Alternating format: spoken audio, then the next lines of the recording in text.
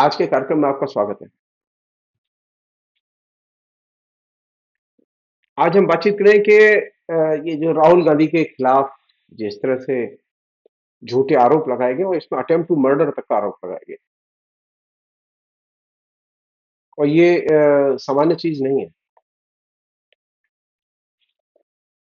ये असाधारण चीज है। अटेम्प्ट टू मर्डर का आरोप लगाने के पीछे तथ्य क्या है, सत्य क्या है, ये जब केस खुलेगा सामने आएगा। मैं बहुत साफ कहना चाहता हूं कि ये फेक केस है। लेकिन ये कर क्यों रहे हैं? नरेंद्र मोदी इसलिए नहीं कर रहे कि वो महान डेमोक्रेट्स हैं। नरेंद्र मोदी का डेमोक्रेसी से कोई लेना देना नहीं है। अमित शाह का डेमोक्रेसी से कोई लेना देना नहीं। वो जो संविधान दिवस पर जो बहस चली, उस बहस में वो जिस तरह से निरस्त्र किए गए, उससे वो बौखला गए और एकदम एक हताश और पराजित भाव की अभिव्यक्ति है ये केस। नरेंद्र मोदी के जो ग्रांड डिजाइन है डिक्टेटरशिप का, उस ग्रांड डिजाइन को एक्सपोज करने में कांग्रेस और विपक्ष के जो बाकी नेता हैं वो एकदम सफल रहे। और नरेंद्र मोदी उनके और उनके जो चंटू मंटू हैं, उनके किसी भी विपक्ष ने जो आरोप लगाए थे, उनका कोई सटीक जवाब नहीं दे पाए। तो ये तो साफ है कि संसद की बहसों में विपक्ष से नरेंद्र मोदी अब जीत नहीं सकते। लेकिन जो सबसे भयानक काम वो कर रहे हैं,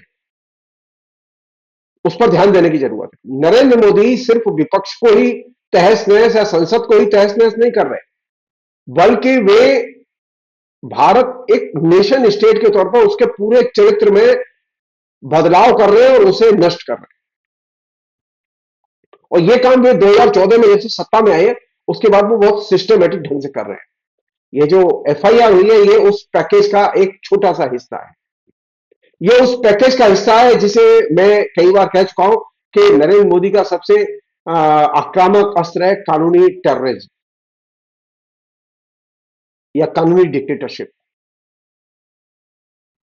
कानूनी टेररिज्म के जरिए वे अपने विपक्ष का मुंह बंद करना चाहते हैं, जेल में डालना चाहते हैं, झूठे केस लगाना चाहते हैं, हिरासमेंट करना चाहते हैं। दर्जनों केस लगा चुके हैं वो अब तक राहुल गांधी के खिलाफ।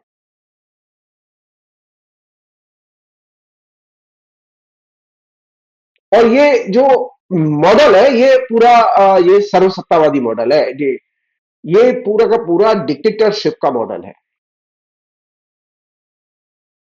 डिक्टेटरशिप के मॉडल की ब्यूटी है नरेंद्र मोदी के कि वे समाज में बहुलतावाद को एक्सेप्ट नहीं करते। खासतौर पर माइनॉरिटीज को समान अधिकार है, अभिव्यक्ति की स्वतंत्रता है सभी को, इन दो चीजों को वो एक्सेप्ट नहीं करते।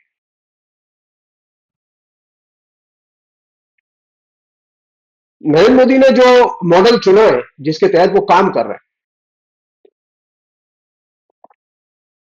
उस मॉडल की खूबी यह है कि वे जो करंट इशू है, जिन पर विपक्ष फोकस करता है,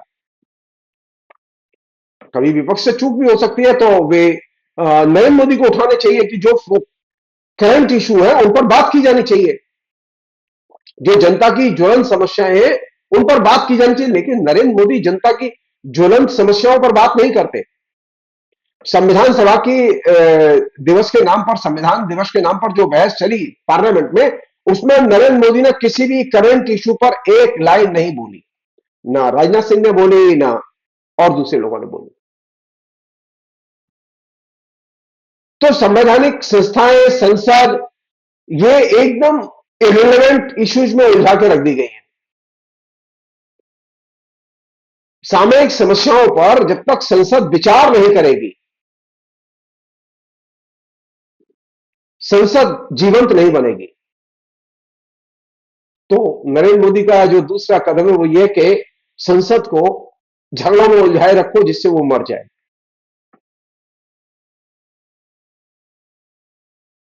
और जय श्री राम।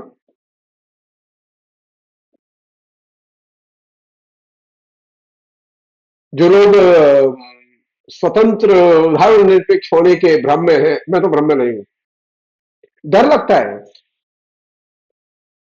कभी भी कुछ भी किसी के भी साथ हो सकता है, मेरे साथ भी हो सकता है, डर लगता है। लेकिन स्वभाव से ये चीज रही है कि हम डरते नहीं हैं, जो होगा देखा जाएगा।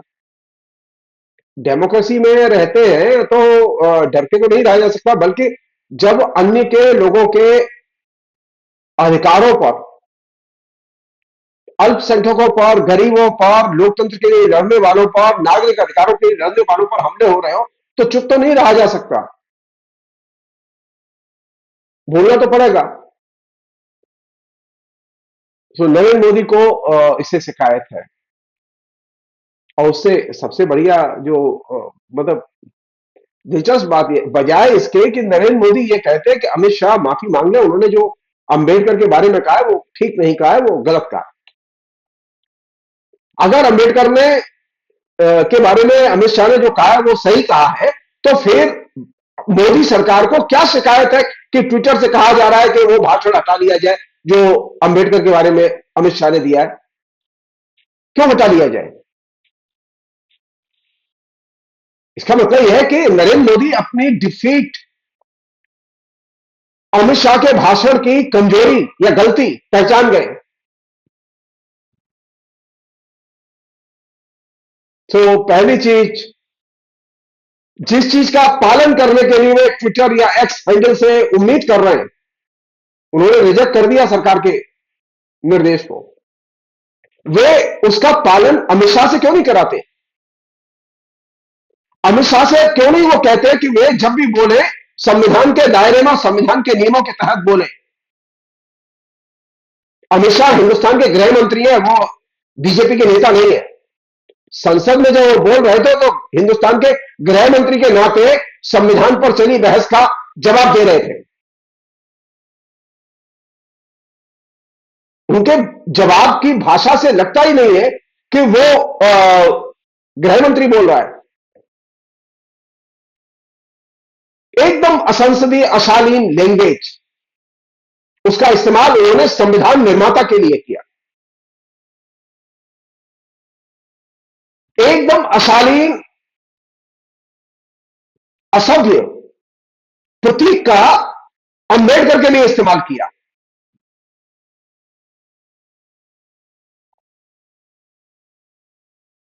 अगर उन्हें यह लगता है कि नहीं, अंबेडकर का नाम लेना इतना खराब है और इतनी बार बार नहीं लेना चाहिए, तो क्या इसीलिए अंबेडकर का नाम और अंबेडकर के विचारों पर आचरण बीजेपी नहीं करती? क्या हम ये मान लें कि अंबेडकर के विचार बहुत खराब है? नहीं। बात यह है कि अंबेडकर उन्हें खाली एक वोट, शेड्यूल कास्ट के वोट के लिए जरूरी है, अंबेडकर के विचार जरूरी नहीं है।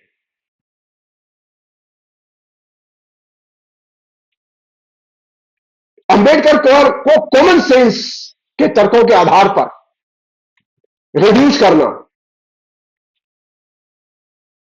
यह डिक्टेटरशिप का बहुत ही बेसिक मॉडल है कि हर चीज को कॉमन सेंस के आधार पर ले जाओ, हर चीज के बारे में कॉमन सेंस के आधार पर बातें करो। नरेंद्र मोदी की भाषा, राजनाथ सिंह की भाषा, निर्मला सीतारमण की भाषा और अमित शाह की भाषा, चारों की भाषा में कॉमन सेंस वेरी इंपॉर्टेंट। संविधान, संविधान में व्यक्त मूल्य, अंबेडकर, अंबेडकर के व्यक्त विचार, ये मूल्यवान नहीं है। तो कॉमन सेंस के तर्क, विपक्ष को कैसे हराया जाए, विपक्ष को कैसे जलील किया जाए, ये जब पैराडाइम होगा, इसके आधार पर जब सोचेंगे और तर्क देंगे नरेंद्र मोदी, अमित शाह वगैरह, तो जाहिर है कि उसके गर्त से असभ्यता ही निकलेगी, जो कि निकली। संविधान देश की बहस का इससे बढ़िया उपसंहार नहीं हो सकता था कि विपक्ष के नेता, जिसने कि अंबेडकर के पक्ष में, अंबेडकर के विचारों की रोशनी में भाषण दिया, उसी पर अटेम्प्ट टू मर्डर का केस लगा दिया जाए।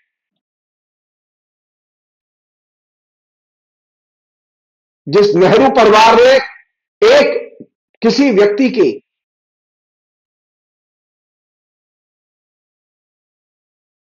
जीवन में खरोच नहीं लगाई, कभी किसी के ऊपर हाथ नहीं उठाया उन लोगों ने। उस नेहरू परिवार के यंग लीडर के ऊपर, जो आज विपक्ष का भी नेता है संसद में, हत्या करने का आरोप लगाया, हत्या करने की कोशिश का आरोप लगाया गया। और ये कितने शर्मनाक है। ये उस डिक्टेटर पॉलिटिक्स का नमूना है कि अगर तुम हमें नंगा करोगे तो हम तुम्हारे ऊपर झूठे केस लगाएंगे। तो बेहतर यह है कि तुम लोकतांत्रिक अधिकारों के बारे में, लोकतांत्रिक विचारों के बारे में बोलना बंद कर दो, और हमारी जो दादागिरी है उस दादागिरी को स्वीकार करो। और ये जो फ्रीडम, फ्री थिंकिंग, स्वतंत्र चिंतन और स्वतंत्रता की जो बातें आप करते हैं, इन बातों को न किया करें। नरेंद्र मोदी का मैसेज ये है, राहुल गांधी के खिलाफ केस करने के पीछे नरेंद्र मोदी का मैसेज यह है विपक्ष के लिए कि आप स्वतंत्र चिंतन न करें, स्वतंत्रता की मांग न करें और स्वतंत्रता के पक्ष में खड़े न हो। और यह मैसेज पूरे विपक्ष के लिए है, क्योंकि यही तो बात की जा रही थी पूरे भाषणों में। सबके भाषण उठाइए आप।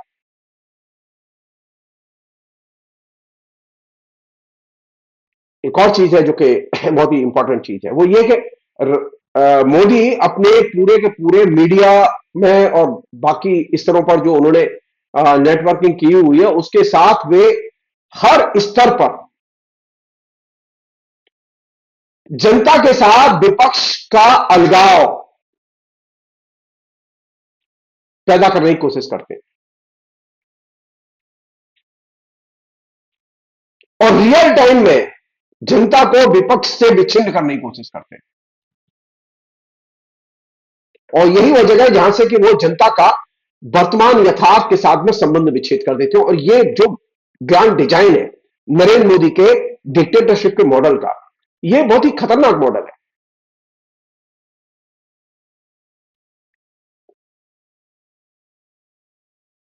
नरेंद्र मोदी संसद के समय उसका संदर्भ, उसका महत्व उसे नहीं समझते, उसे स्वीकार नहीं करते। वे अपना एक अलग संदर्भ बनाते हैं हर चीज का, और हर चीज को वे कम्युनिटी में कन्वर्ट करते हैं। इसे भी वो कम्युनिटी में कन्वर्ट करेंगे। उनके खिलाफ जब प्रोटेस्ट होता है, उनके खिलाफ जब लोग बोलते, वो खाली सिंबॉलिक नजर आता है, लेकिन उसके पीछे जो प्रोटेस्ट के पीछे जो जनता है वो नजर नहीं आती। तो पहले नरेंद्र मोदी करते क्या है कि वे विपक्ष के साथ जनता का अलगाव, और फिर विपक्ष पर हमले, विपक्ष के नेताओं पर झूठे केस।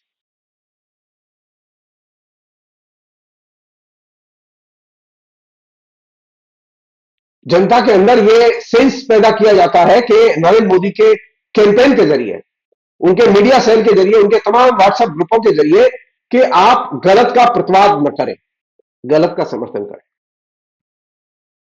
और इस चक्कर में वे विपक्ष को या उस व्यक्ति को जो गलत का प्रतिवाद करता है उसे भी अर्थहीन बना देते हैं और उन्हें अप्रासंगिक चीजों में व्यस्त कर देते हैं। ये जो एंगेजमेंट है नरेंद्र मोदी का अप्रासंगिक चीजों में जनता को इंगेज करना, यह बहुत ही इंपॉर्टेंट फैक्टर है जिसने कि डेमोक्रेसी को कमजोर किया है। और इस एंगेजमेंट में उन्होंने परंपरागत जो मृत मूल्य हैं उनका बड़े पैमाने पर इस्तेमाल किया है। परंपरागत मृत जीवन मूल्यों को उन्होंने लोगों के एंगेजमेंट का एक बहुत बड़ा हिस्सा बना दिया है।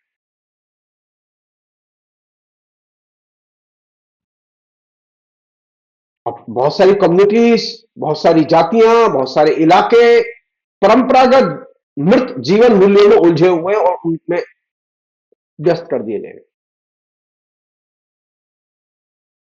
और इस पूरे क्रम में जो क्रिमिनल हैं वे आइकॉन हैं, वे नायक हैं।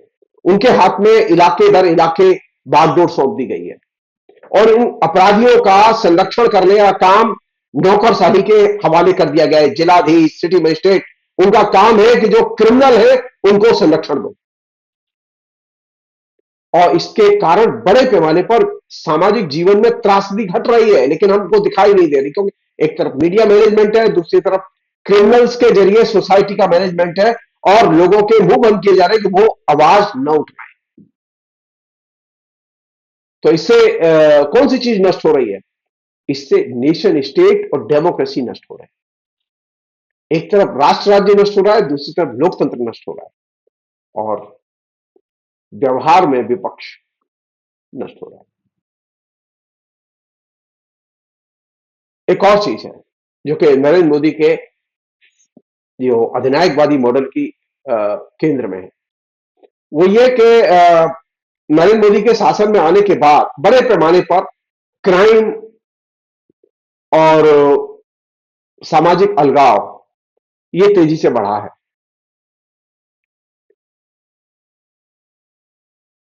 उसमें स्त्रियों के खिलाफ अपराध, उसमें किसानों के खिलाफ अपराध, उसमें मजदूरों के खिलाफ अपराध, इन लोगों के द्वारा बड़े पैमाने पर आत्महत्याएं, जो कि डाटा अपने आप में बहुत ही चौंकाने वाला डाटा है। इसके पीछे जो अपराध वृत्ति काम कर रही है, उसे कायदे से समझने की जरूरत है कि वो उसने किस तरह से पूरे के पूरे समाज को क्राइम में डुबो दिया है। अब जो व्यक्ति जितना बड़ा अपराध करता है वो उतना ही प्रशंसित होता है। नरेंद्र मोदी एक रेपिस्ट के लिए भाषण देने गए थे तो कर्नाटक में 2,500 वीडियोस थे उसके, जिसके लिए वोट मांगने वो गए थे। एचडी देवगौड़ा का नाती। नरेंद्र मोदी जानते थे कि वो रेपिस्ट है, इसके लिए उसके लिए वोट मांगने गए। अपराधियों का ग्लोरिफिकेशन, उनके लिए वोट मांगना, ये एक बड़ी चीज है जो कि डिक्टेटरशिप में खुल्लम खुल्ला दिखाई दे रही है। यही वजह है कि जो आम आदमी है, जिसे हम लोग साधारण आदमी कहते हैं, वो साधारण आदमी की जिंदगी सबसे ज्यादा असुरक्षित है और अनिश्चित है।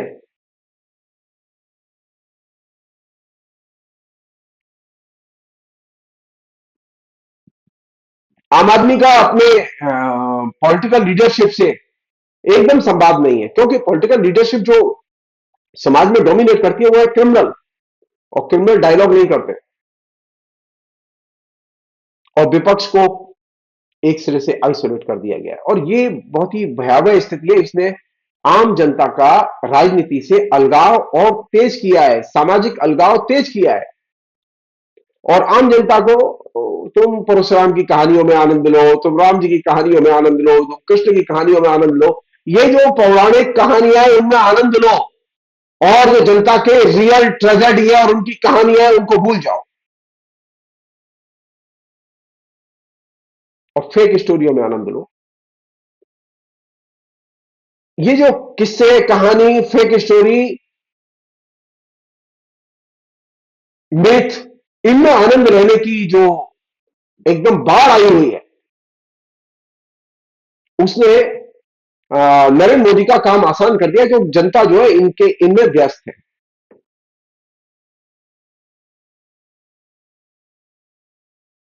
और जनता को लगता है कि नरेंद्र मोदी रक्षा कर रहे हैं, लेकिन एक्चुअल में नरेंद्र मोदी धीरे धीरे जनता को हजम कर रहे हैं। और जनता के सामने अभी सबसे बड़ा सवाल यह है कि वो अपना अस्तित्व कैसे बचाए, लेकिन जनता ये बात महसूस ही नहीं करती। एक बड़ा हिस्सा है जो ये महसूस ही नहीं करता कि उसका एग्जिस्टेंस खतरे में है। ये 5 किलो फ्री राशन नहीं है, बल्कि उसके एग्जिस्टेंस का एक तरह से अस्तित्व को एक तरह से खतरा पैदा हो गया, वो धीरे धीरे धीरे धीरे नष्ट हो रहा है। तो जो लड़ाई है उसके अस्तित्व की रक्षा की, वो किससे है? वो उसी से है जो 5 किलो राशन दे रहा है फ्री। अब लोग ये समझ नहीं रहे कि जो 5 किलो राशन दे रहा है उससे लड़े कैसे। तो अस्तित्व रक्षा के लिए अपने ही लोगों से लड़ना, ऐसी पार्टी से लड़ना जिसको तुमने खुद वोट दिया है, ये चीज अभी लोग समझ नहीं पा रहे। और ये इस चीज का नरेंद्र मोदी खूब लाभ उठा रहे हैं।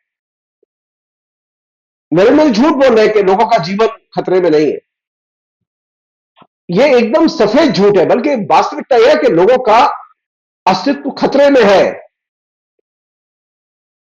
दंगे में जितने लोग नहीं मारे जा रहे हैं साल में, जितने के लोग आत्महत्या करके हर साल मर रहे हैं नरेंद्र मोदी के आने के बाद, बड़े पैमाने पर आत्महत्याएं हो रही है। ये कम्युनल राइट्स की और कम्युनल टेंशन की समस्या खाली जब समस्या नहीं होता, वो छोटी समस्या है, बल्कि पूरा का पूरा अस्तित्व खतरे में है भारतीय समाज का।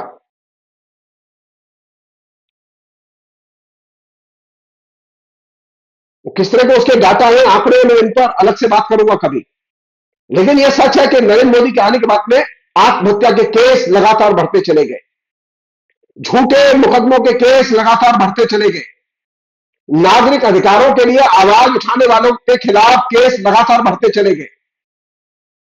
तो जिस कानून का जनता के अस्तित्व की रक्षा के लिए इस्तेमाल किया जाना चाहिए था, जिस सरकार का जनता के अस्तित्व की रक्षा के लिए इस्तेमाल किया जाना चाहिए था, वह सरकार तो अब जनता के अस्तित्व के लिए ही खतरा बन गई है।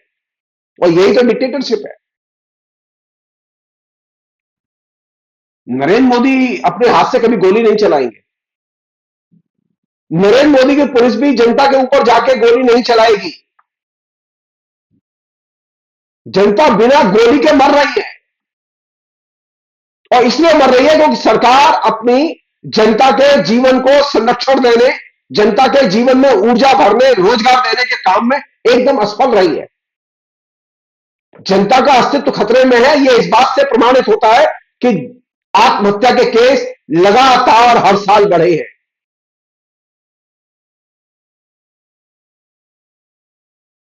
सामाजिक विघटन, पारिवारिक विघटन लगातार बढ़ा है। आज हालत इतनी खराब है कि भारत में तकरीबन 30 लाख से अधिक परिवार विघटन के शिकार हैं। और ये तो वे आंकड़े हैं जो कि अदालत में केस चले गए, संख्या इससे कई गुना ज्यादा है। और यही वजह है कि समाज में एक तरफ पैरेलल बर्बरता और दूसरी तरफ जय हो मोदी, जय हो मोदी। सामाजिक बर्बरता, सामाजिक अस्तित्व खतरे में, और जय हो मोदी का नारा, ये जो पैकेज है, ये कल्चरल पैकेज है, और ये एक तरह से आवयविक रूप से एक दूसरे से जुड़ा हुआ है। जितना जय हो मोदी होगी, सामाजिक अस्तित्व उतना ही खतरे में पड़ेगा। जितना जय हो मोदी होगी, उतनी ही सामाजिक बर्बरता और अपराध बढ़ेगा, और कानूनी टेररिज्म बढ़ेगा सत्ता का।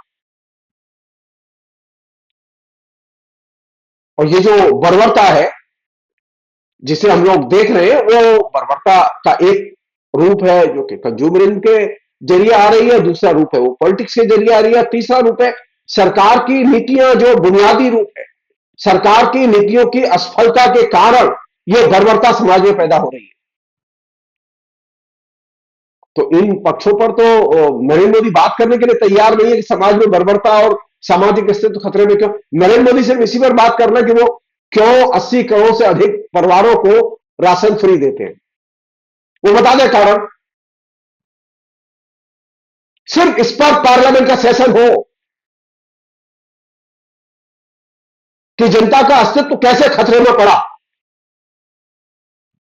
नरेंद्र मोदी प्रूव करके दिखाएं, और सामान्य लोगों को बोलने का मौका दिया जाए। पार्लियामेंट में विशेष रूप से बुलाए जाने चाहिए ऐसे लोग।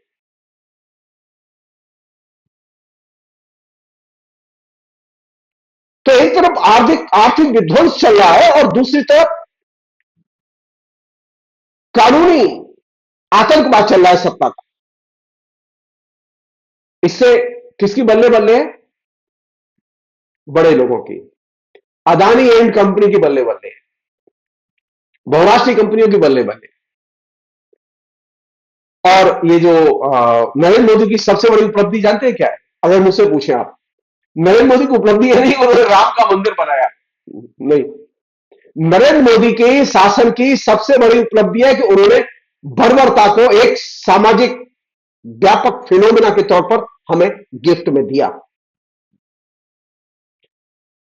नरेंद्र मोदी के शासन की यह सबसे बड़ी आर्थिक उपलब्धि है कि उन्होंने आम जनता के सामाजिक अस्तित्व को खतरे में डाल दिया और बड़ी संख्या में हर साल लोग आत्महत्या करके मर रहे हैं।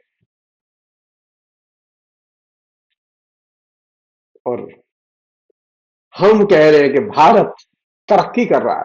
वो मोहन भागवत भाषण दे रहे थे पूना में कल, शर्म आ रही थी। विकास और आत्महत्याएं, ये कैसा विकास है जिसमें आत्महत्याएं ज्यादा होती है और बेरोजगारी ज्यादा होती है? आवाज नहीं निकलती, सच्चाई देखने के लिए तैयार नहीं है ये लोग।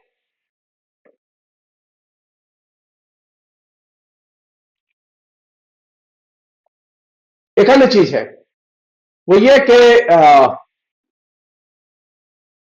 नरेंद्र मोदी के जो डिक्टेटरशिप के मॉडल का एक महत्वपूर्ण पहलू है कि वहां एक नेता और उसकी इशारे पर पूरा प्रशासन, ये महत्वपूर्ण है। और ये डिक्टेटरशिप की सामान्य विशेषता है। दूसरी उसकी सामान्य विशेषता यह है कि लोग ये इंतजार करें कि वह नेता करिश्माई नेता होता है, तो वो कोई ना कोई सत्ता के शिखर से करिश्मा करेगा और जनता के जीवन में बारे न्यारे हो जाएंगे। तो पिछले 10 साल में तो करिश्मा हुआ नहीं कि बारे न्यारे, जहां एक करिश्मा हुआ कि जनता की गांठ में जो था वो उसकी गांठ से चला गया। जनता पहले से और ज्यादा कंगाल हुई, हर वर्ग कंगाल हुआ, सिर्फ पूंजीपति वर्ग को छोड़कर। थर्ड चीज जो नरेंद्र मोदी ने दी गिफ्ट में, नरेंद्र मोदी की विचारधारा क्या है? नरेंद्र मोदी की विचारधारा हिंदुत्व नहीं है। नरेंद्र मोदी की विचारधारा है समाज में विभाजन पैदा करना, समाज को हम और तुम में विभाजित करना। यह नरेंद्र मोदी की विचारधारा है। और इस विचारधारा के तहत नरेंद्र मोदी ने सारे राष्ट्र को विभाजित कर दिया।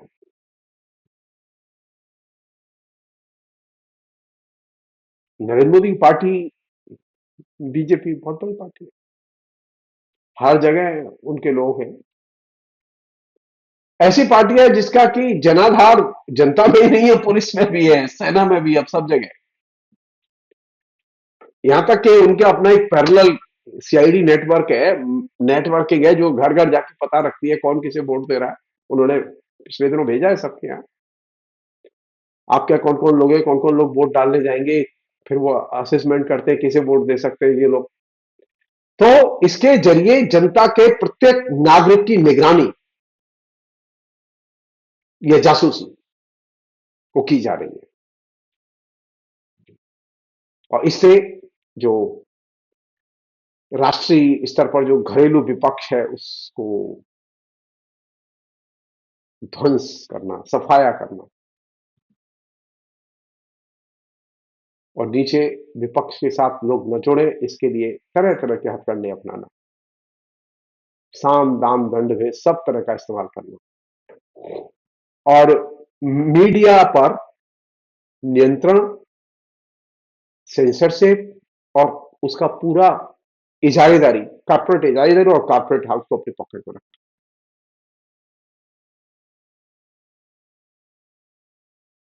और ये कहना, राष्ट्र, नरेंद्र मोदी राष्ट्र की बात बहुत करते हैं, लेकिन उनके यहां राष्ट्र जो है वो, अब आज भारत राष्ट्र किसके अधीन है? भारत राष्ट्र आज संविधान के अधीन नहीं है। भारत राष्ट्र आज अधीन है मुकेश अंबानी और गौतम अदानी के। वो नरेंद्र मोदी के भी अधीन, नरेंद्र मोदी भी उनके अधीन है। नरेंद्र मोदी की डिक्टेटरशिप की ब्यूटी है कि नरेंद्र मोदी स्वयं गौतम अदानी के अधीन है। गौतम अदानी के किसी भी अपराध पर वह छू नहीं बोल सकते। भारत का संविधान, भारत के कानून, मर्मज्ञ, जज, वो क्यों नहीं बोल सकते? तो आज राष्ट्र अंबानी अदानी के अधीन है, हिंदुत्व के अधीन नहीं है। ये हिंदू राष्ट्र नहीं बन रहा है, बल्कि ये अदानी राष्ट्र बन रहा है। ये अंबानी और अदानी का राष्ट्र बनाया जा रहा है, जिसमें कि वे खुल के सबको मातहत रखे वो काम। संसद में वो नहीं है, लेकिन सारी संसद उनकी पॉकेट में। आप जब से नरेंद्र मोदी आए हैं, आप मुकेश अंबानी और अदानी का किसी भी बहस में नाम बोलिए, वो संसद के मिनट्स में दर्ज नहीं होगा। 2014 के पहले हिंदुस्तान के तमाम कारपोरेट हाउसेस के खिलाफ में जो भी आरोप लगे, वो संसद की प्रोसीडिंग में दर्ज किए गए। ये जो लोकसभा के स्पीकर और राज्यसभा के स्पीकर हैं, ये संविधान के संरक्षक की भूमिका कम और अदानी और अंबानी के संरक्षक के नाम पर भूमिका ज्यादा अदा कर रहे हैं। हमारे यहां पूंजीपति अपराध करते थे, तो पूंजीपतियों के अपराध का उल्लेख, उनके ऊपर आरोप संसद में आते थे। 2G स्पेक्ट्रम को लेकर आरोप आए लोगों के, बाकायदा नाम बोले गए, उसमें कारपोरेट हाउसेस के लोगों के भी नाम थे, और 4 बड़े अधिकारी कारपोरेट हाउसेस के बाकायदा गिरफ्तार हुए थे 2G स्पेक्ट्रम के मामले में। उन्हें सरेंडर किया था। मंत्री गिरफ्तार हुआ था, जिसने मंत्रिमंडल से रिजाइन दिया था, मनमोहन सिंह की सरकार का। लेकिन नरेंद्र मोदी के आने के बाद राष्ट्र राज्य का जो है संरक्षक, अब ना तो संविधान है, ना नरेंद्र मोदी है, ना राष्ट्रपति है, बल्कि राष्ट्र राज्य से ऊपर अगर किसी का स्थान है, वो तो अदानी और अंबानी, और राष्ट्र राज्य इनके मातहत है। और ये जो नई चीज है, इसने एकदम हिटलर को भी बाईपास कर दिया। हिटलर की भी ये हिम्मत नहीं, मुसोलिनी की यहां भी यह स्थिति नहीं थी कि कारपोरेट हाउसेस सबसे ऊपर चले जाए और राष्ट्र राज्य नीचे चला जाए। सो इस मामले में हम ये कह सकते हैं कि नरेंद्र मोदी ने मुसोलिनी और हिटलर दोनों को सरपास कर दिया। ट्रंप तो बहुत छोटा सा बच्चा है इनके सामने। ट्रंप अपने यहां किसी भी पूंजीपति की सीनेट में रक्षा नहीं कर सकता। अगर उसके खिलाफ आरोप लगेंगे तो वे उसके खिलाफ जांच को रोक नहीं सकते। आप याद कीजिए एनरॉन का मसला, सबसे बड़ी कंपनी थी अमेरिका की, क्या गत बना के छोड़ी उसकी। और हमारे यहां अदानी के खिलाफ सारे प्रमाण होने के बावजूद सुप्रीम कोर्ट ने जजमेंट उसके पक्ष में दिया, और फ्रांस की अदालत में उसी मसले पर जजमेंट उस कंपनी के खिलाफ आया जिस कंपनी के साथ में अंबानी का रिकॉर्ड था, अदानी का रिकॉर्ड था। कई अदालतों में कीनिया की अभी लॉ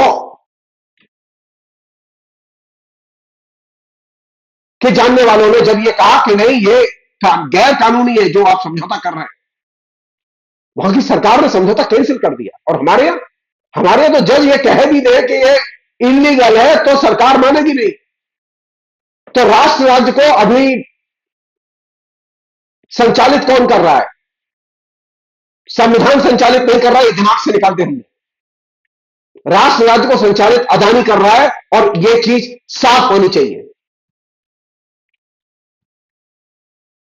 डेट वाइज किस दिन घूस दी गई, किस दिन बात की गई, कैसे पैसा पहुंचाएगा, सब चीज अब प्रमाण के तौर पर अमेरिका की अदालत में, अमेरिका की सरकार ने पेश की है। शर्म आनी चाहिए। नरेंद्र मोदी को यह चीज दिखाई नहीं देती, वहां की सरकार पेश कर रही है।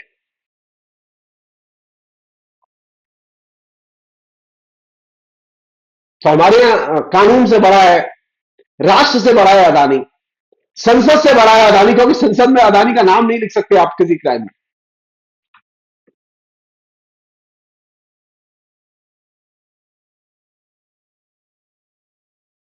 तो सत्ता का दुरुपयोग जिसे हम लोग कहते हैं डिक्टेटरशिप में, एक कॉमन फिनोमिना है जो कि यहां अभी जिसे कहें कि वो बहुत ही बिल्कुल साफ दिखाई दे रहा है। और मैनिपुलेटेड यथार्थ, उसका चारों तरफ प्रसार और उसमें लोगों का एंगेजमेंट, और उस मैनिपुलेटेड यथार्थ के जरिए जो प्रशासन की जो निर्दयता और बर्बरता है बीजेपी शासित राज्यों में, उसको एकदम ढकने की, छुपाने की कोशिश की जा रही है। और इसे कहते हैं हिंदी में सर्वसत्तावाद, अधिनायकवाद, अंग्रेजी में डिक्टेटरशिप और क्रूड फॉर्म में फासिज्म।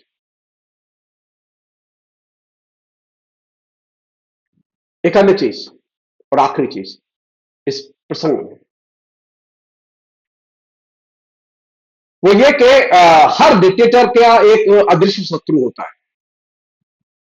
तो यहां पर भी अदृश्य शत्रु के तौर पर विपक्ष और अल्पसंख्यक, ये दो खोज दिए गए।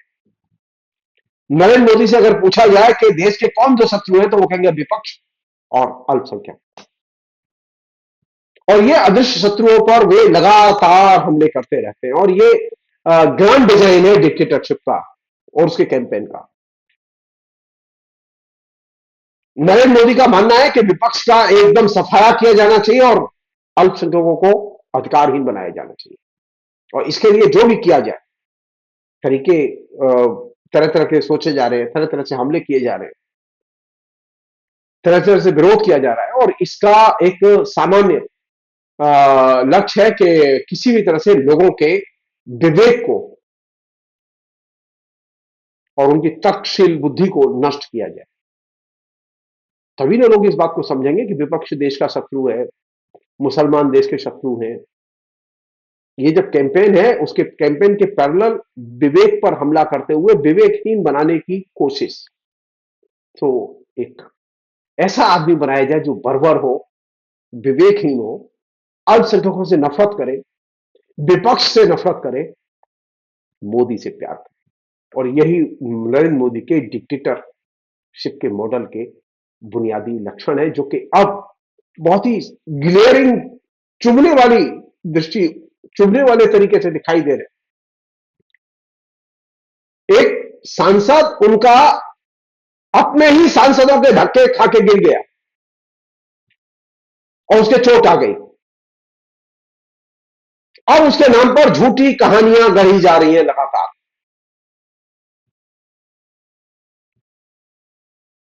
इससे नरेंद्र मोदी सिर्फ अपनी अधिनायकवादी कार्यशैली का प्रदर्शन कर रहे हैं। फिलहाल इतना। बहुत बहुत शुक्रिया। Thank you.